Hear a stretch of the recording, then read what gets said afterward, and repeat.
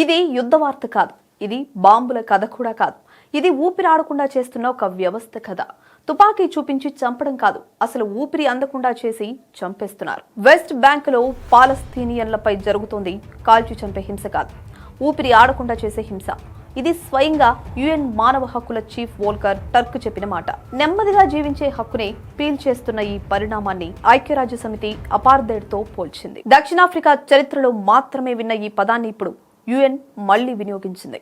ఇంతకీ యుఎన్ ఎందుకు ఇప్పుడు ఈ మాట వాడాల్సి వచ్చింది? వెస్ట్ బ్యాంక్ లో పాలస్తీనా ప్రజలను ఇజ్రాయెల్ ఎలా చంపుతోంది?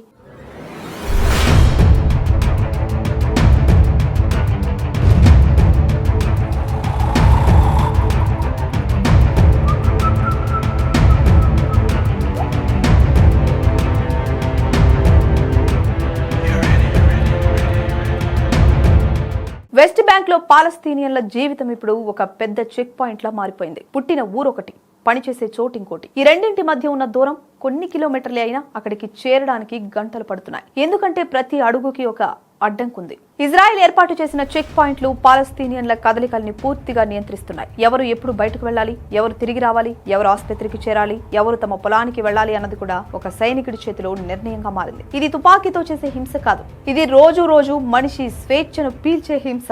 యుఎన్ నివేదిక చెప్పింది కూడా ఇదే.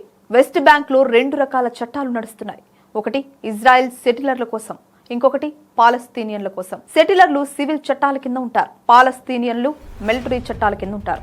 ఒకే భూమిపై ఉన్న, ఒకే గాలిని పీలుస్తున్న చట్టం మాత్రం 2 రకాలుగా పనిచేస్తోంది. ఇదే అపార్థైడ్ లక్షణమని యుఎన్ స్పష్టంగా చెప్పింది. భూమి విషయానికి వస్తే పరిస్థితి ఇంకా భయంకరంగా ఉంది. గత దశాబ్దాల్లో లక్షల ఎకరాల పాలస్తీనియన్ భూమిని ఇజ్రాయెల్ స్వాధీనం చేసుకుంది. ఆ భూముల మీద సెటిల్మెంట్లు కట్టింది, రోడ్లు వేసింది. కానీ ఆ రోడ్లపై పాలస్తీనియన్లకు ప్రయాణ హక్కు లేదు. నీటి వనరులు కూడా సమానంగా లేవు. ఒక సెటిలర్ కాలానికి 24 గంటల నీరు, పక్కనే ఉన్న పాలస్తీనియన్ గ్రామానికి రోజుకు కొన్ని గంటలే నీరు. అందుకే పంటలు ఎండిపోతున్నాయి, జీవనాధారం కూలిపోతుంది. ఇది ఒక్కసారిగా జరిగిపోయిన దోపిడీ కాదు, నెమ్మదిగా కొనసాగుతున్న దోపిడీ. ఇజ్రాయెల్ ప్రభుత్వం ఈ వ్యవస్థను భద్రత పేరుతో సమర్థించుకుంటోంది. కానీ యుఎన్ నివేదిక మాత్రం భద్రతనే మాట వెనుక దాగి ఉన్న వివక్షను బయటపెట్టింది.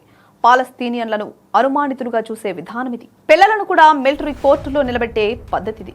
ఇటు న్యాయ ప్రక్రియ లేకుండా అరెస్టులు, నెలల తరబడి జైలు జీవితం గడపాల్సిన దుస్థితి దాపురించింది. ఇదంతా కలిసి ప్రజలను శ్వాస తీసుకోలేని స్థితికి నెట్టేస్తున్నాయని యుఎన్ స్పష్టంగా చెప్పింది. ఇటీవలి గాజా యుద్ధం తర్వాత ఈ హింస మరింత బహిరంగంగా మారింది. వెస్ట్ బ్యాంక్ లో సెటిలర్ దాడులు పెరిగాయి. ఇళ్లు కాల్చడం, పొలాలు ధ్వంసం చేయడం, ప్రజలను బలవంతంగా వెళ్లగొట్టడం లాంటివి జరుగుతూ ఉన్నాయి. యుఎన్ లెక్కల ప్రకారం అక్టోబర్ 2023 తర్వాత వెస్ట్ బ్యాంక్ లో 1000కి పైగా పాలస్తీనియన్లు చనిపోయారు. దాదాపు 21,000 మంది అరెస్ట్ అయ్యారు. కానీ ఈ సంఖ్యలు వార్తలుగా మారడం లేదు. ఎందుకంటే ఇది నెమ్మదిగా జరిగే హింస, రోజు జరిగే హింస.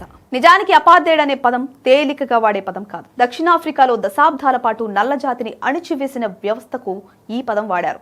ఇప్పుడు అదే పదాన్ని యుఎన్ వెస్ట్ బ్యాంక్ కోసం వాడాల్సి వచ్చింది అంటే పరిస్థితి ఎంత తీవ్రంగా ఉందో అర్థం చేసుకోవచ్చు. ఇది ఒక యుద్ధ ప్రాంతం కాదు, ఇది ఒక ప్రజల జీవన హక్కును సిస్టమాటిక్ గా తుడిచిపెట్టే భూభాగం. ఇది గుండెల్లో తుపాకీ బుల్లెట్ దించినట్లు కనిపించదు, కానీ ఊపిరి పీల్చే ప్రతి దారిని మూసివేయడంలా ఉంటుంది. ఇదే యుఎన్ చెప్పిన అసలు అర్థం. పాలస్తీనియన్లను చంపడానికి బాంబులే అవసరం లేదు, వారి జీవనాన్ని అడ్డుకుంటే చాలు. ఇది ముమ్మాటికి మానవ హక్కుల ఉల్లంఘనే. ఇది ప్రపంచం చూస్తూ ఉండగా జరుగుతున్న ఊపిరి ఆడనివ్వని హింస. మరి చూడాలి, యుఎన్ మాటలు రిపోర్టులకే పరిమితమవుతాయా లేదా ఈసారి నిజంగా ప్రపంచం ఈ ఉక్కిరి బిక్కిరిని ఆపగలదా? ఎందుకంటే ఒక వర్గం ప్రజల ఊపిరిని పీల్చేస్తున్న వ్యవస్థను ఆపకపోతే అది ఒక వెస్ట్ బ్యాంక్కే పరిమితం కాదు, అది మానవత్వం మీద పడే మరో మచ్చగా మిగిలిపోతుంది.